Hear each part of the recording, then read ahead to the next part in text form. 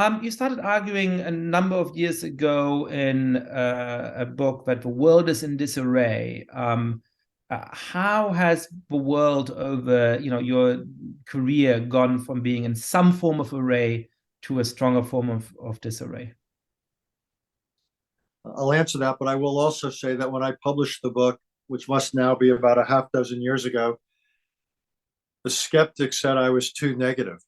And I think in retrospect, the criticism was deserved, except I wasn't negative enough. However you say, disarray plus is where we are. I think the reasons have to largely do with the end of the Cold War. During the Cold War, you had a fairly elaborate, sometimes formal, sometimes informal, explicit, implicit set of rules of the road by which the two major powers managed their relations, avoidance, escalation, certain understandings about how to manage competition between their partners or allies, and so forth. Plus, it was a world in which you only had, for the most part, not completely, but largely two groupings. So it limited the centers of decision making.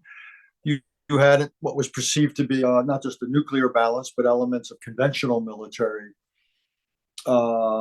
balance. So, for any number of reasons, the Cold War world, those 4 decades, was a world of, I would say, surprising stability. And I think nuclear weapons deserve a lot of the quote unquote credit, because previous eras of history would have suggested that regardless of military balances, sooner or later, great power competition leads to some sort of conflict. I think nuclear weapons introduced a significant degree of caution. With the end of the Cold War 3 decades ago, the predictions of optimism, I think, by many were pretty well off the mark.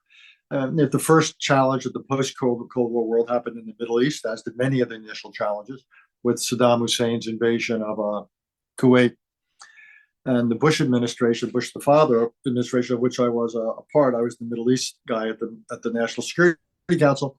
A lot of what we did was based not just upon local intrinsic interests in the Middle East, but this desire to set the precedent that the post-Cold War world would not become a messy place, that the norms and the rest that had governed a lot of the Cold War world would still be in place. Above all, you couldn't acquire territory through force. And that informed a lot of what we did. But I think what we've seen over the last 3 decades are several trends. One is a much greater proliferation of power. I once wrote an article about non-polarity, but you could call it multipolarity on steroids or stilts. I think that's part of it. All sorts of centers of decision making.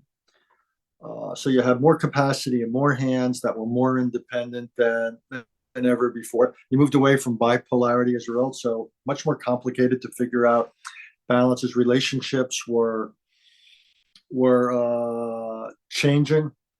The United States then got overextended in, I thought, misguided policies of democratic transformation, particularly in Iraq, ultimately in Afghanistan.